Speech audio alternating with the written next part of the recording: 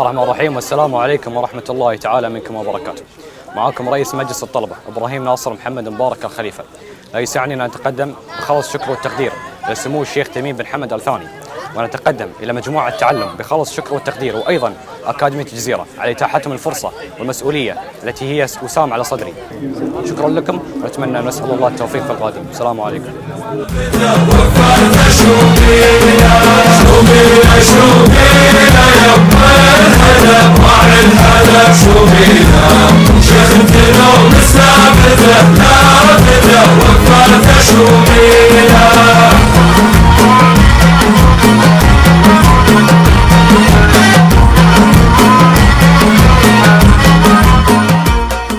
Assalamu alaikum everyone, my name is Ayham Al-Najjar. I'm a student of Jazeera Academy and Greenhouse Captain.